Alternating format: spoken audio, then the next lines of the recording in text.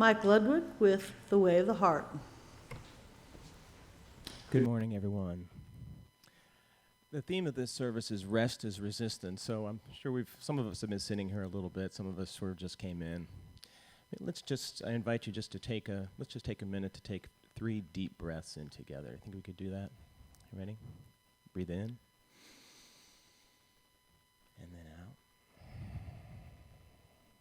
Again, in. And out. And one more time. In. And out. All right, very good. Thank you. So I fell in love with this song. I heard it at a Jewish service and just fell in love with it. It's a very peaceful song. The words are there. I'll sort of teach it to you. It's fairly straightforward. And I hope you enjoy it, but afterwards I would invite you not to clap, just to kind of let that peace and silence fill you at the end, okay? So this is sort of this 2 sections. There's the Way of the Heart section and then this Love Upon Love section, so. Let the way of the heart, let the way of the heart, let the way of the heart shine through. Give it a try. Let the way of the heart, let the way of the heart, let the way of the heart shine through. Lovely. Okay, this is love upon love. Love upon love upon love. All hearts are beating as one. Then it goes light upon light.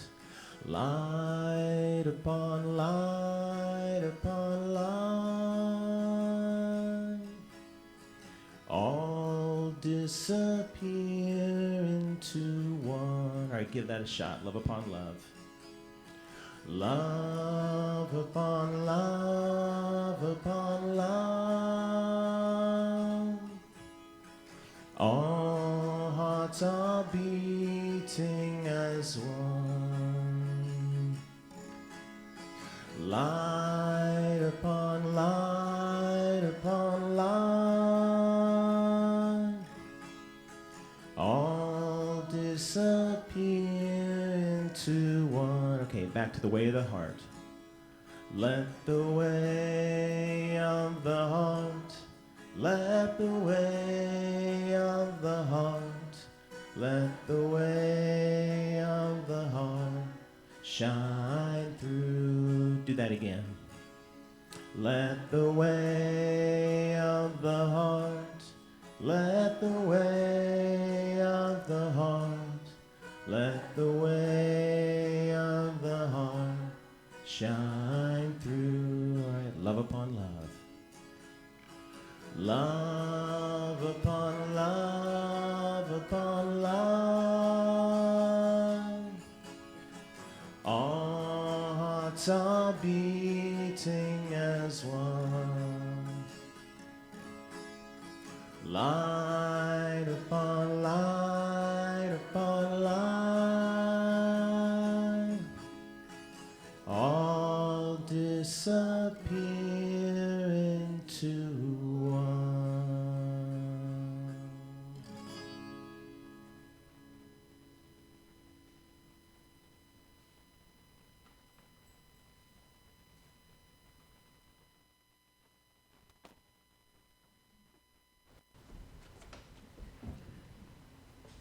Thank you, Mike. Good morning. This might be just a little bit too loud. My name is Kris, and I am your worship leader this morning.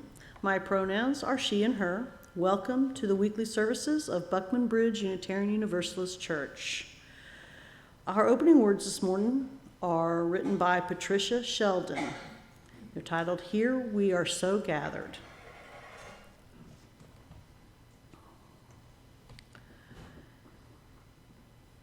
Here is where we gather in the presence of the sacred. Here is where we gather to experience the holy. Here is where, together, we face the unanswerable questions and acknowledge that not knowing is as sublime as it is frustrating. Here is where we unite in the midst of life and all the glories and suffering it can hold, knowing both are ever present. Here is where we ask, think, discuss, ponder, and offer what might not be welcomed or even acceptable somewhere else. Here is where, if we allow it, we are deeply moved. Here is where we encounter each other in deep and powerful ways that surprise us, yet without which we would not survive. Here we gather to worship, to experience something happening, perhaps something different for each of us according to our beliefs, something unnamed, uncategorized, and unusual, yet absolutely necessary. Here we are so gathered, our minds, our hearts, and our souls, and so our worship begins. I'd like to invite our song leaders up and invite you to please rise in body or spirit and sing together the opening hymn, number 21, For the Beauty of the Earth.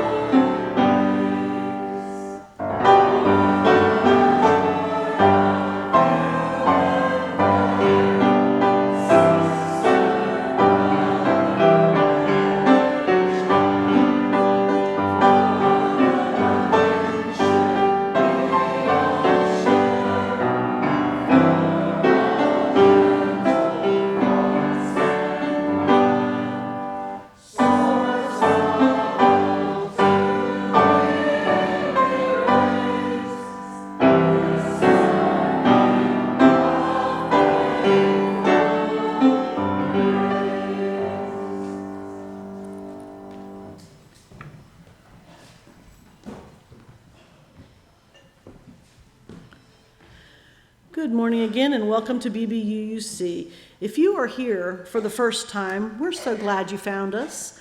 We hope you stay and enjoy refreshments after the service. If you are interested in Unitarian Universalism, we offer Learn About UU classes. Please feel free to speak with someone with a sticker on their name tag that says, "New, ask me." They are here to help. We welcome all of you to our service, especially those of you who are seeking or looking for a spiritual home. Many of us were once too seeking for something larger than ourselves. to which we could belong, a sense of rootedness to hold us as we create meaning together. We do that well here, although not perfectly. In this congregation, we strive not for perfection,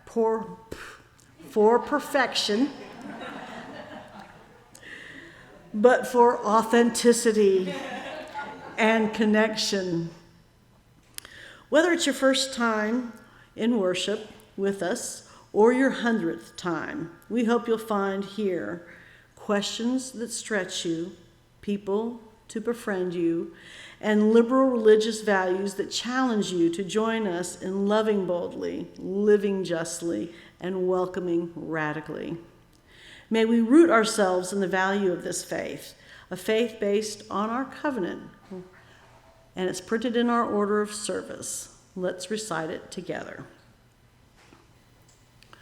We covenant to engage one another with honesty, kindness, and respect, to value diversity, seek understanding of our differences, and practice gracious accountability with care, love, and empathy.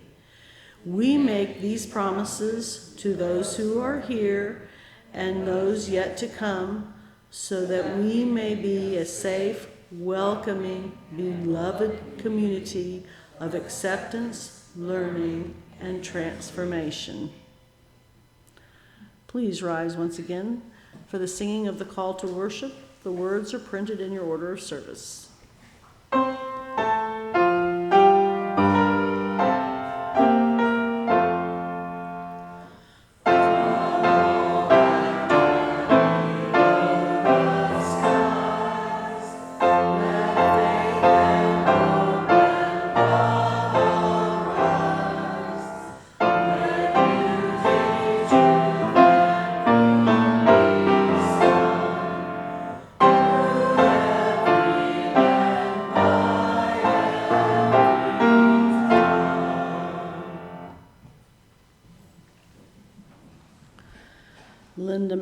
Our wonderful worship chairperson will light the chalice for us this morning.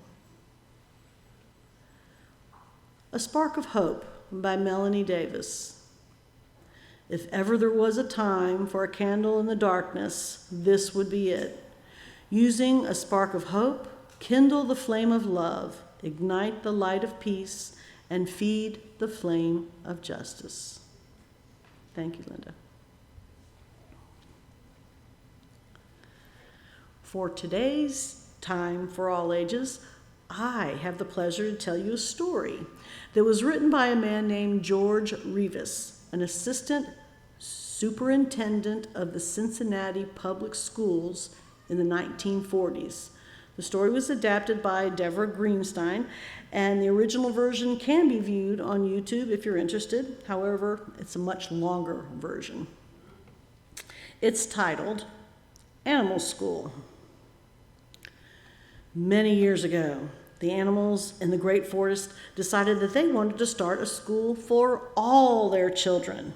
Until that time, it had been the responsibility of parents to teach their children the skills they needed to know. But the animals in the Great Forest wanted their children to learn from professional teachers, so they organized a school and hired staff. The teachers met and decided to provide a standardized educational curriculum to the animal students. So they adopted an activity curriculum consisting of swimming, running, flying, and climbing. All of the animals took all of the subjects because it was very important to them that no child be left behind. To ensure that students were progressing satisfactorily, standardized achievement tests were administered to all students. Here's what happened. The ducks were excellent in swimming. In fact, the ducks were better than their teacher. But some of the ducks made only passing grades in flying, and all of them were very poor at running. Since they were slow in running, they had to stay after school for remedial running practice. and they had to drop swimming in order to practice running during their swimming class time. This was kept up until the ducks' webbed feet were so very sore, and all the ducks were so tired that soon they were only average at swimming. But average was acceptable in school, so nobody worried about that except the ducks. In running, the rabbits insisted on hopping. In running, the rabbits started at the top of their class, but they did very poorly in swimming. Also, the rabbits insisted on hopping around, and the teachers were so concerned about their hyperactivity, so they made the rabbits walk everywhere instead of allowing them to run and hop. And so the rabbits had to come in early every day for swimming classes. Many of the young rabbits developed severe fur problems because they were having to spend so much time in the swimming pool. Now, the squirrels were excellent in climbing and running. In fact, the squirrels were the best students in climbing the standardized tree.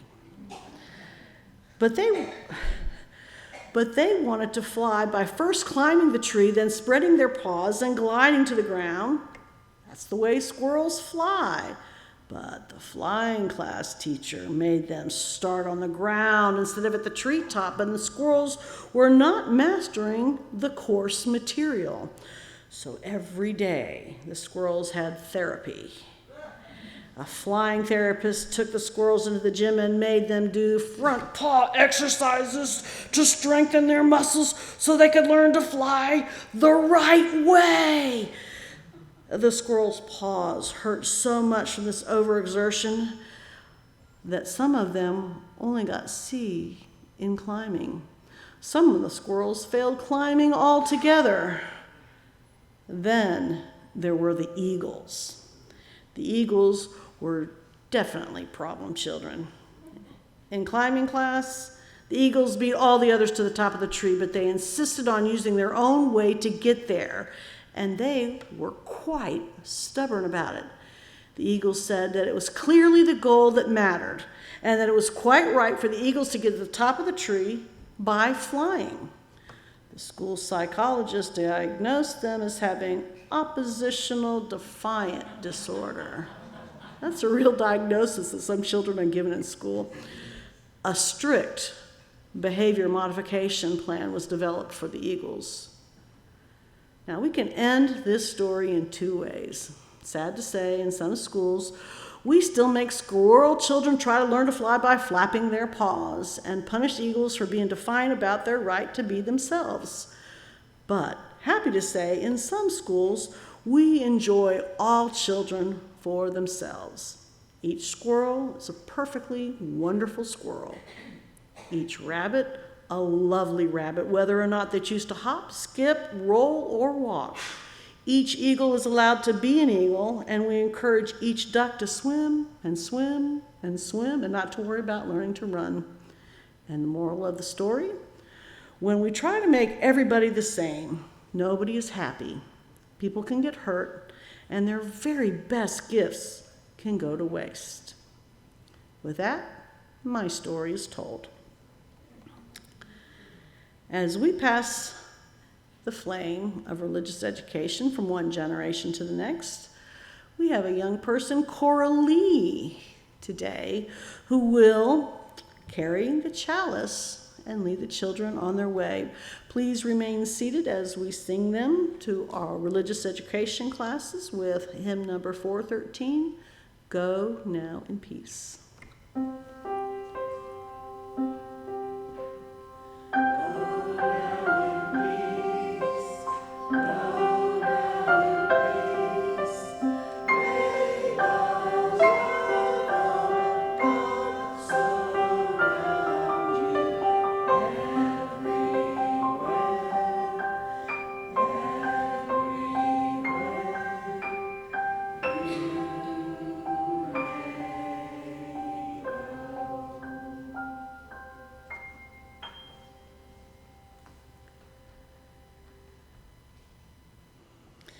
The meditative reading is by our speaker this morning, the Reverend Emilie Boggis.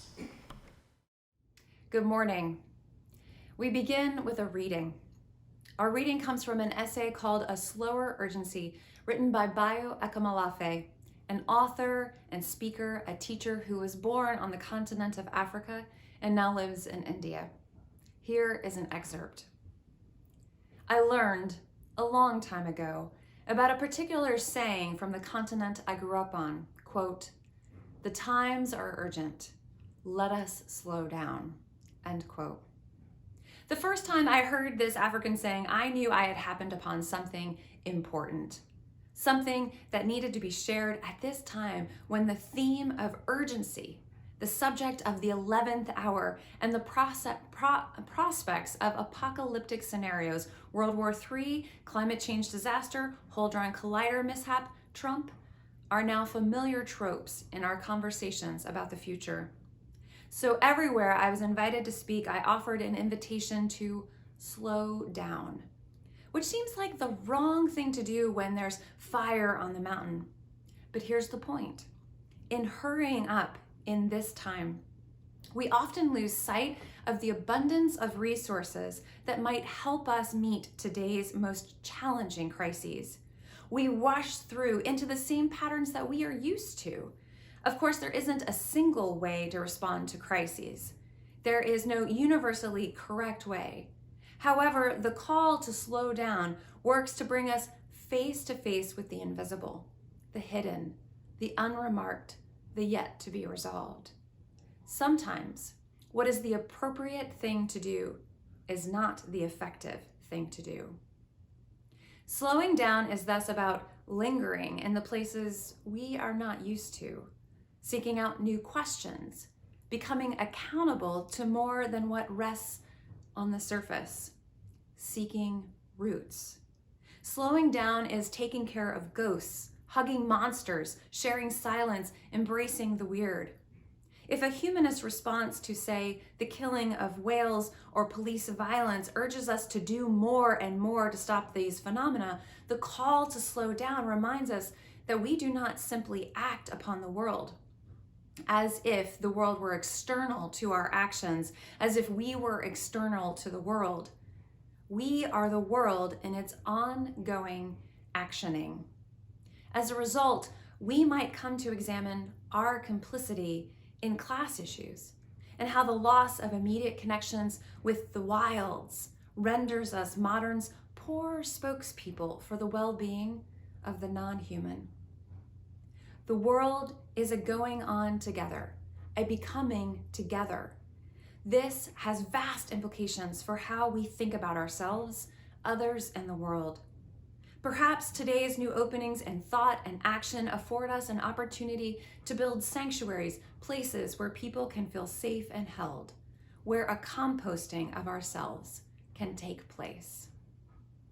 The times are urgent. Let us slow down. The offering that we take each Sunday isn't just a stale habit. It's an opportunity to recommit to this place and to this people. Our offering is an affirmation, a yes. When we give, we say yes to something we value.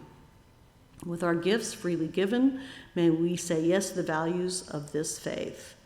May this offering help us practice Unitarian Universalism within and beyond our congregation as tools to empower our mission. As stated in the front of our order of service, BBUUC exists to create and nourish a loving community that seeks justice for all. Today's offertory ushers are Cindy Jorgensen and Lynn Wadley. The offering will be followed by hymn number 123, Spirit of Life.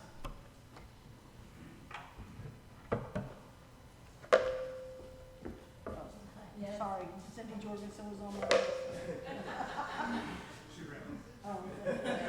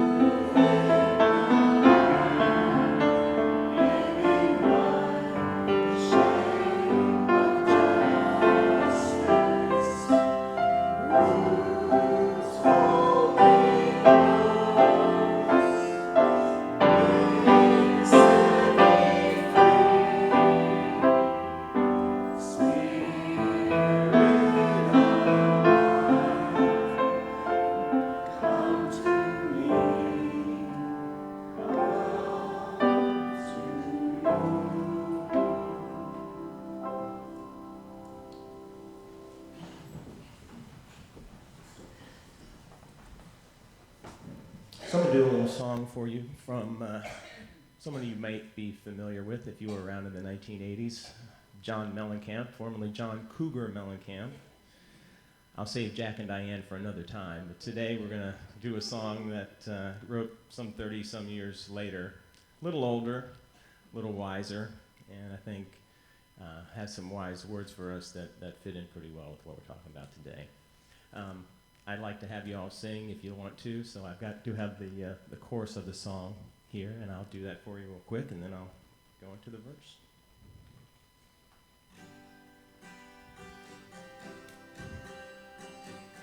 The chorus goes like this. Could it be that this is all there is? Could it be there's nothing more at all? Save some time to dream, 'cause your dream might save us all. Pretty straightforward, right? Okay, you try. Could it be that this is all there is? Could it be there's nothing more at all? Save some time to dream, 'cause your dream might save us all. All right.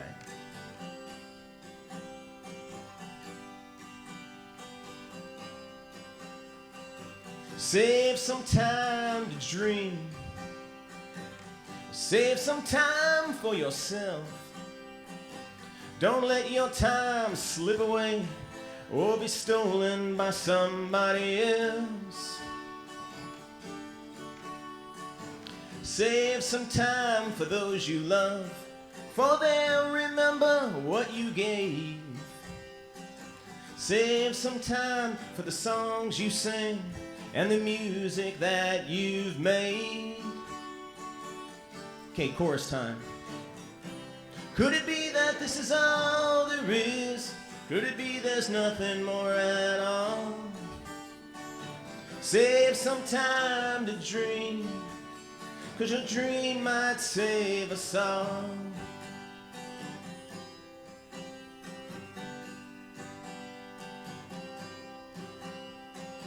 Save some time for sorrow, for it'll surely come your way. Prepare yourself for failure, it'll give you strength someday. Try to keep your mind open and accept your mistakes.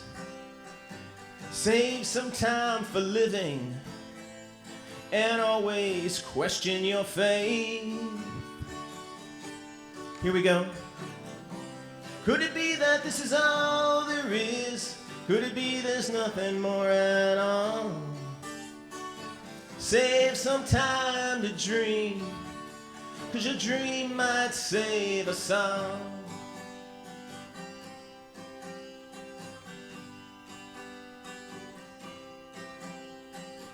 Cast your eyes up to heaven. Oh, what does that mean to you? Try not to be too judgmental, so others will not judge you. Save some time to think, oh, before you speak your mind, 'cause many will not understand, and to them you must be kind. Chorus again. Could it be that this is all there is? Could it be there's nothing more at all? Save some time to dream, 'cause your dream might save us all. Oh yeah. Your dream might save a song. Oh yeah. Life goes on long after the thrill of living is gone.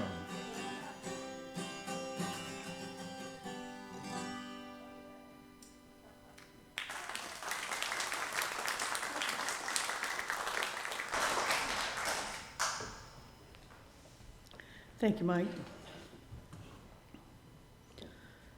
Our virtual sermon today is by the Reverend Emilie Boggis, a co-minister of the Beacon Unitarian Universalist Congregation in Summit, New Jersey. The sermon is titled, Rest is Resistance. Can I get an amen? Good morning. It is so good to be with you. I am the Reverend Emilie Boggis, and my pronouns are she, her. I want to begin today with a story, one that I adore. It begins on a day after school. The son of a well-known rabbi would enter his house, place his backpack on the dining room table, and then he would leave the house out through the back door. There was some woods out there, and he would go into the woods behind the house. The rabbi watched his son, and at first he thought little of his son's ritual, until it continued. Days and then weeks, his son going out into the woods for 30 minutes. The rabbi grew concerned. So one day he asked, "My son, I was wondering, I noticed that every day you head out into the woods. Are you okay?" "Oh, Papa, I'm sorry that you are worried," his son replied, "but there is no need. I go out into the woods to pray. It is in the woods that I can talk to God." "Oh," said the rabbi, clearly relieved, "but I want you to know, son, that God is the same everywhere. You don't have to go out into the woods." The boy nodded. "Yes, Papa, I know that God is the same everywhere. I am not." Can I get an amen? Do you know what amen means, by the way? The word itself has been traced back to an ancient Egyptian word, ament, A-M-E-N-T, and it translates to ground of being. When we respond with an amen to something we've heard, it expresses the ground of our being. It expresses that there is something in that story, something in what we've just heard that connects to our own experience, that connects to the ground of who we are. You always, I have to let you know, you always have a choice whether or not to say amen. And throughout my talk with you today, I will ask you, can I get an amen? And if what I have said resonates with you, if it connects with you, by all means, say amen. And if it doesn't, that's okay too. It would be a really boring world if we all agreed about everything. Returning to the story of the rabbi and his son, the son teaches his father, the learned rabbi, a lesson. God, whatever we know to be holy, may be the same everywhere, but we are not. There is such a thing as sacred time and place.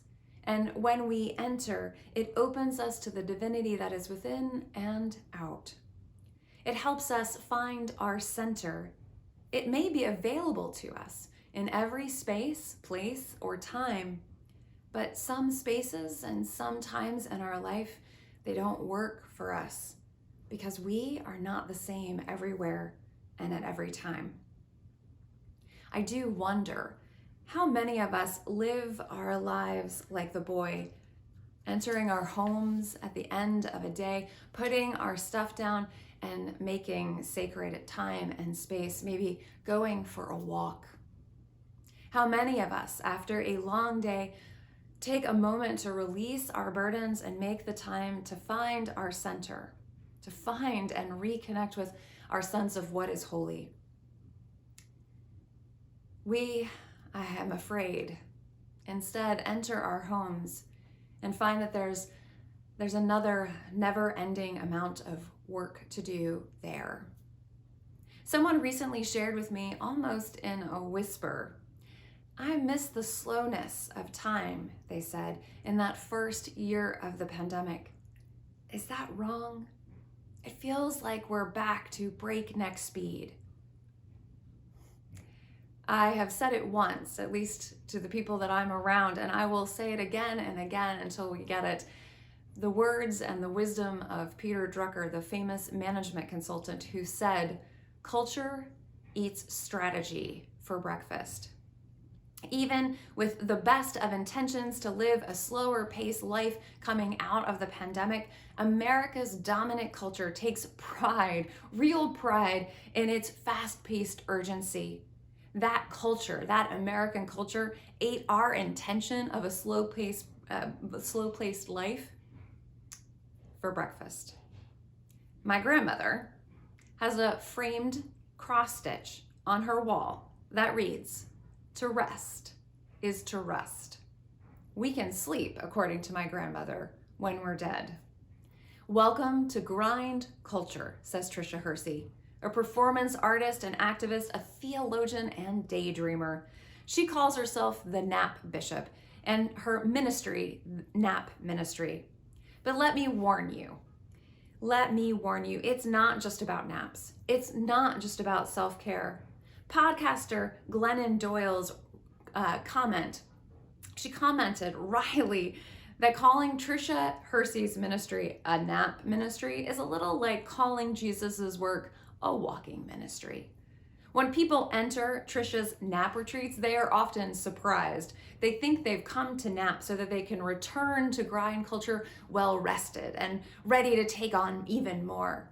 What people aren't expecting, Tricia says, is that she is calling you to actually go back and to resist grind culture, to not engage it, full stop. She not only hands you a blanket to take a nap, she also hands you a metaphorical flamethrower so that you can burn grind culture to the ground. Rest, she says, is in fact resistance.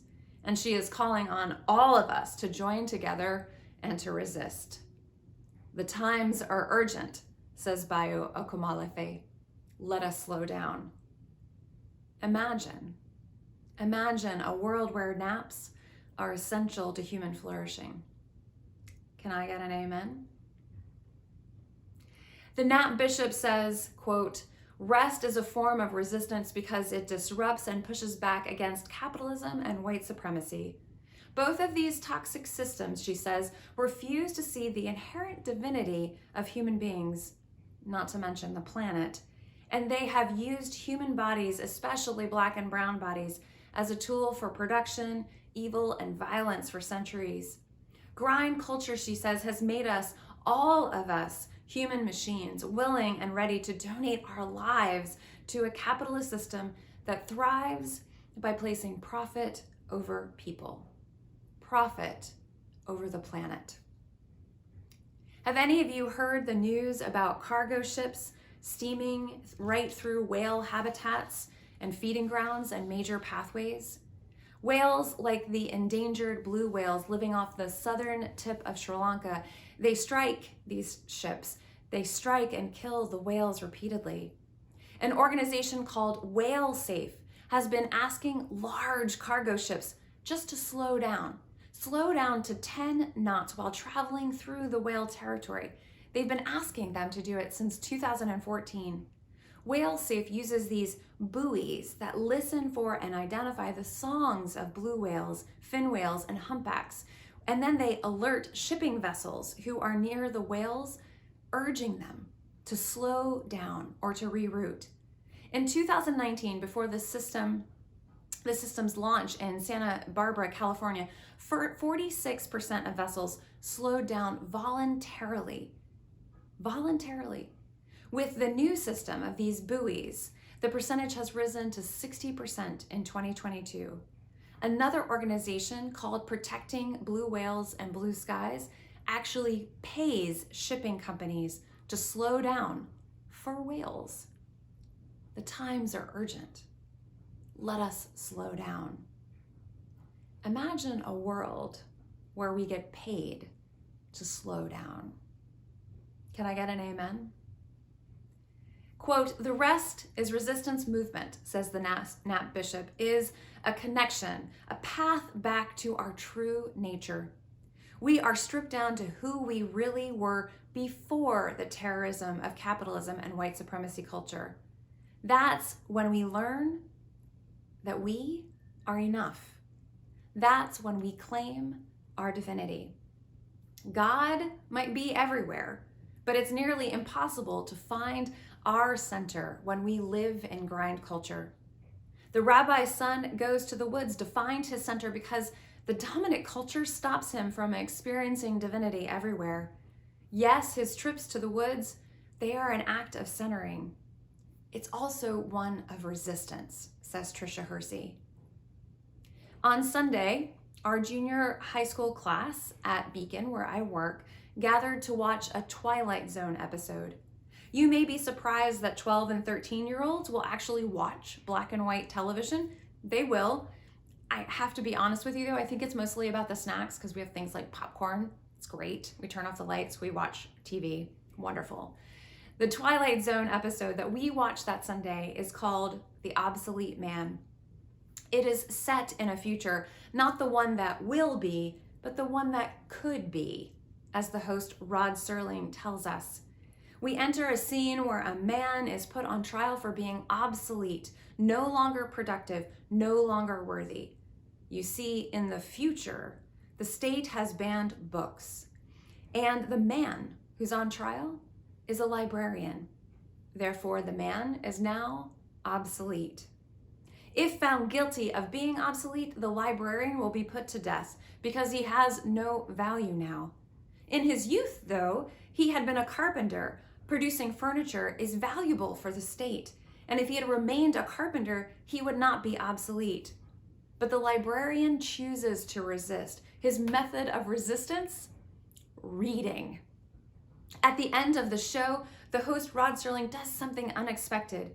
He reappears on the show to give the moral. He never does this. He never reappears on the show. His voice will come in, but he doesn't come in embodied.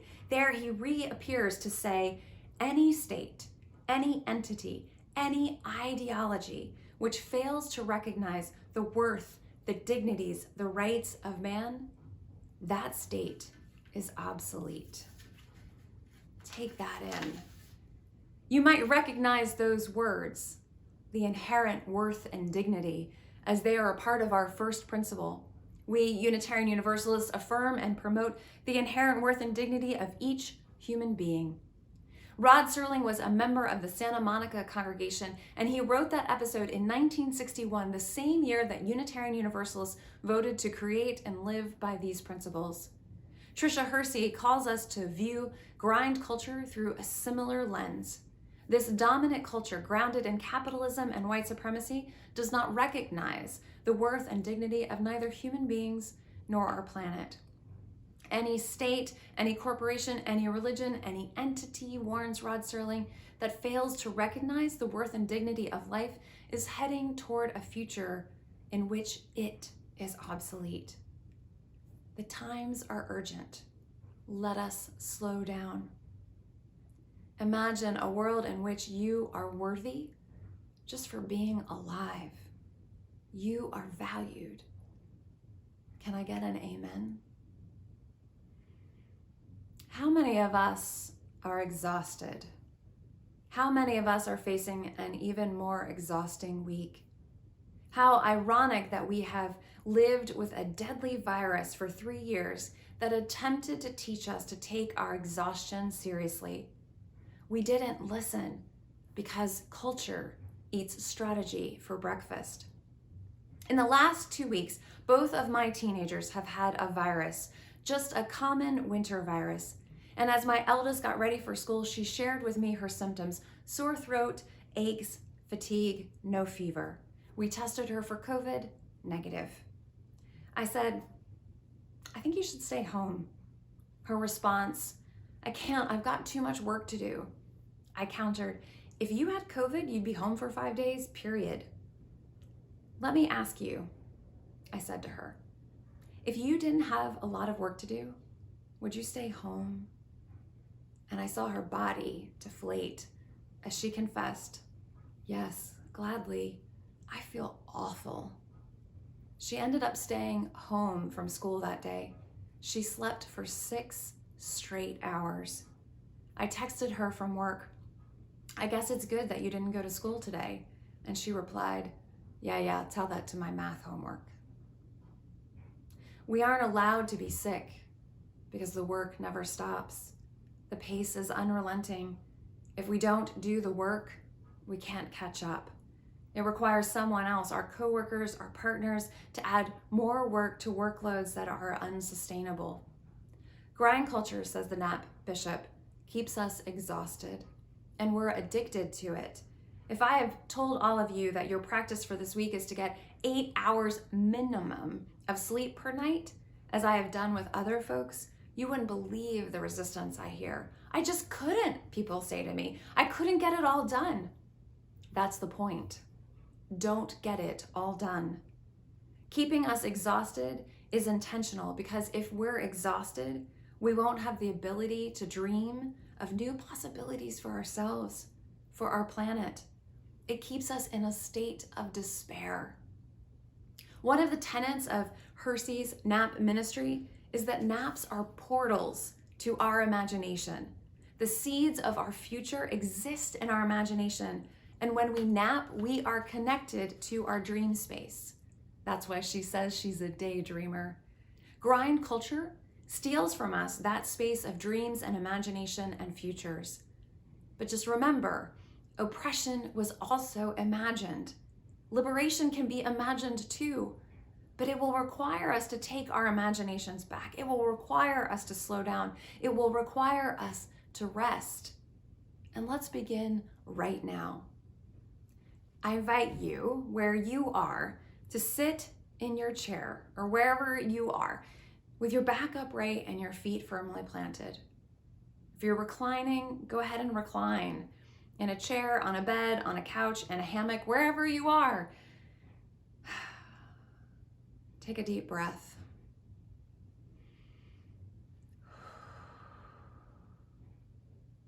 Allow that breath to release any tension. And as you feel that tension in your body, maybe that you weren't even aware of in the moment before, I invite you to scan your body with your awareness and recognize any tension that you feel in that body of yours.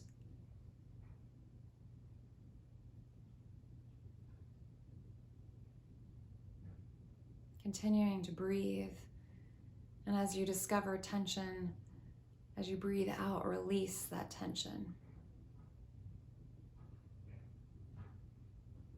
Now imagine a world without limits.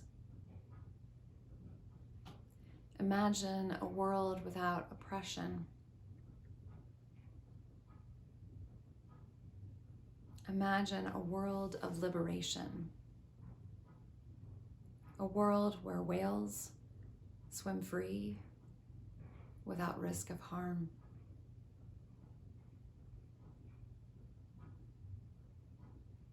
Hold this imagining in your mind's eye.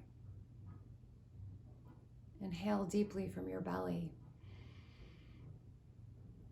Hold it for 4 seconds. 1, 2, 3, 4, and exhale slowly, slowly.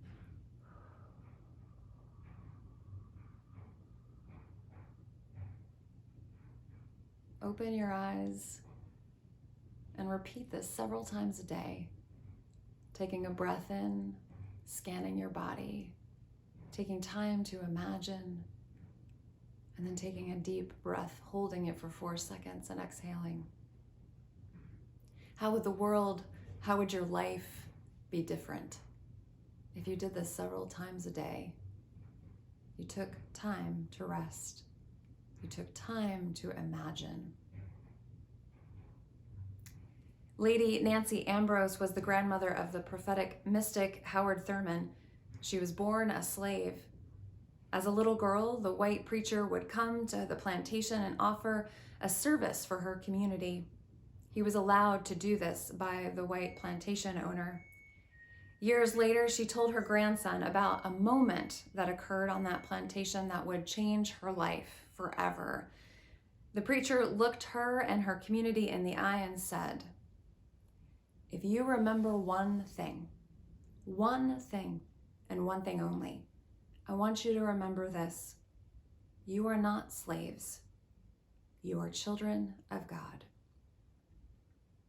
For the rest of Lady Nancy Ambrose's life, she held this truth inside of her.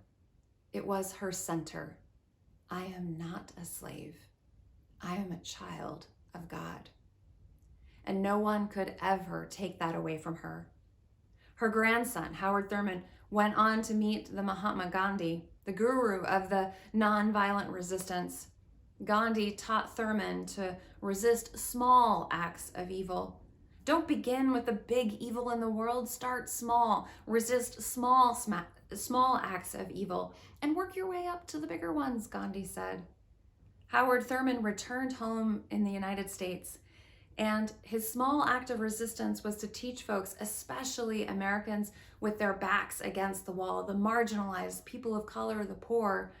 He taught folks how to establish a sense of inherent worth and dignity, and to live from that place of dignity. Thurman was following in the footsteps of his grandmother.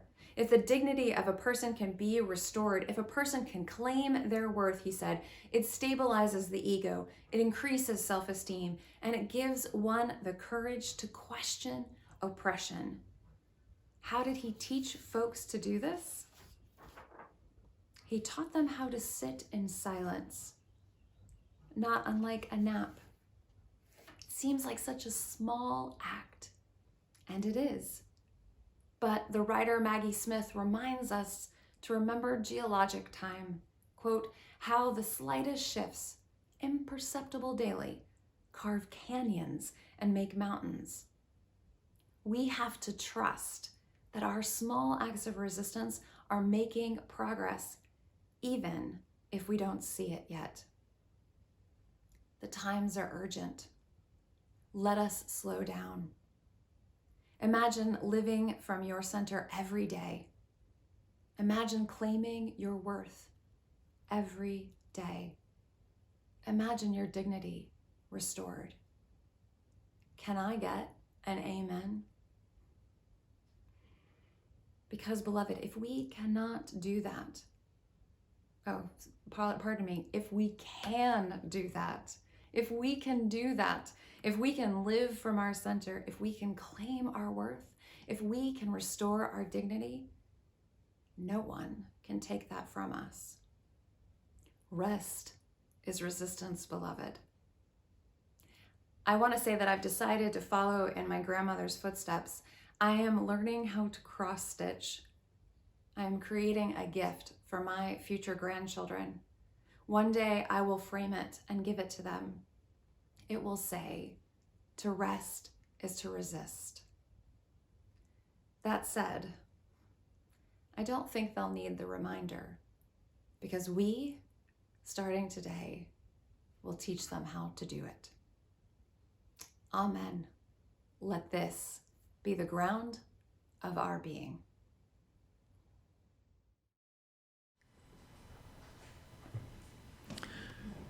Will the hymn leaders come back to lead us as we rise one more time in body or spirit to sing the closing hymn, number 354, We Laugh, We Cry. It's a familiar one. Remember, we have to flip the pages on this one, and let's do all 4 verses.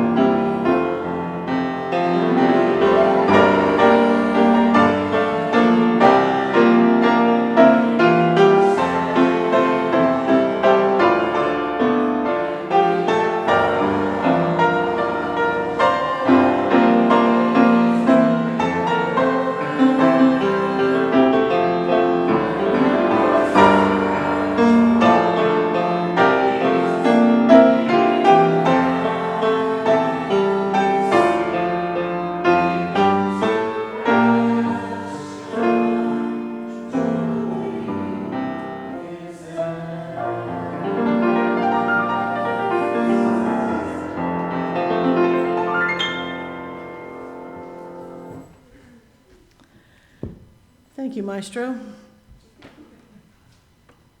Will Linda return to extinguish the chalice for us? The benediction today is by Cynthia Landrum, titled, Be True, Be Well, Be Loving. We leave this gathered community, but we don't leave our connection. Our concerns, our care for each other, our service to each other, to the world, and to our faith continues. Until we are together again, friends, be strong, be well, be true, be loving. I bid you peace. Namaste, and blessed be.